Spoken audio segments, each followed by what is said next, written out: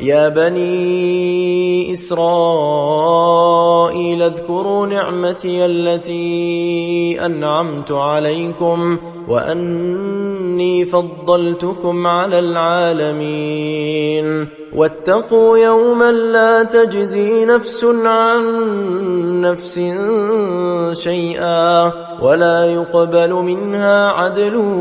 ولا تنفعها شفاعة ولا هم ينصرون وإذ ابتلى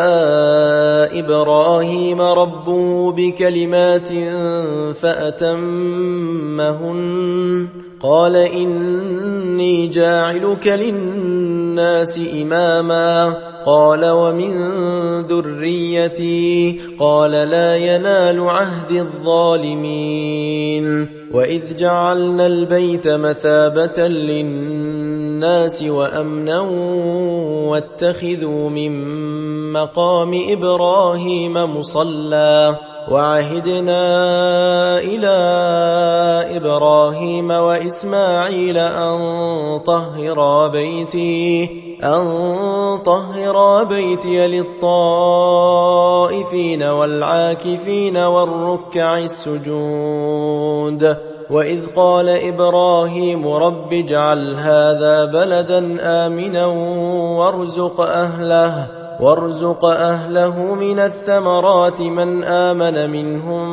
بالله واليوم الآخر قال ومن كفر فأمتعه قليلا ثم أضطره إلى عذاب النار وبئس المصير وإذ يرفع إبراهيم القواعد من البيت وإسماعيل ربنا تقبل منا إنك أنت السميع العليم ربنا وجعلنا مسلمين لك ومن ذريتنا أمة مسلمة لك وأرنا مناسكنا وتب علينا إنك أنت التواب الرحيم ربنا وابعث فيهم رسولا منهم يتلو عليهم آياتك ويعلمهم الكتاب والحكمة ويزكيهم إنك أنت العزيز الحكيم ومن يرغب عن ملة إبراهيم إلا من سفه نفسه ولقد اصطفيناه في الدنيا وإنه في الآخرة لمن الصالحين إذ قال له ربه أسلم قال أسلمت لرب العالمين ووصى بها إبراهيم بنيه ويعقوب يا بني إن الله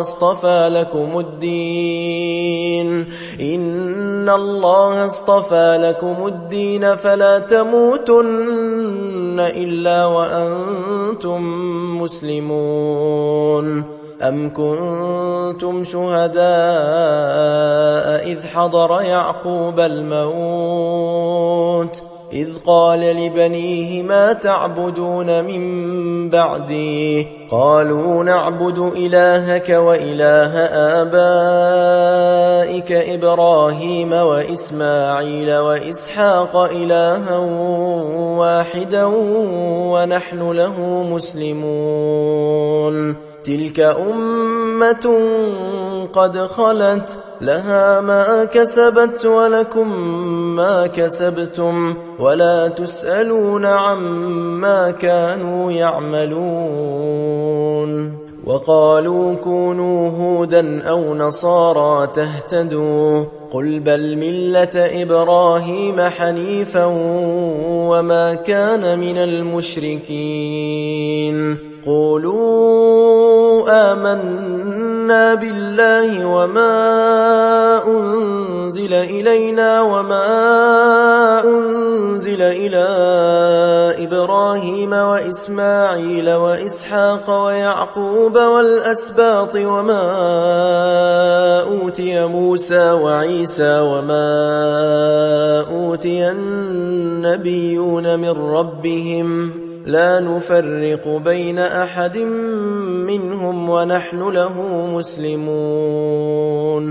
فإن آمنوا بمثل ما آمنتم به فقد اهتدوا وإن تولوا فإنما هم في شقاق فسيكفيكهم الله وهو السميع العليم صبغة الله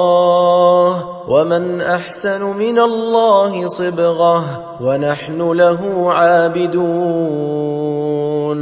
قل أتحاجوننا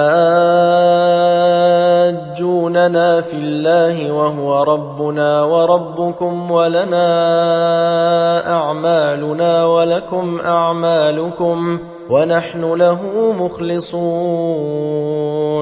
أم تقولون إن إبراهيم وإسماعيل وإسحاق ويعقوب والأسباط كانوا هودا أو نصارى قل أأنتم أعلم أم الله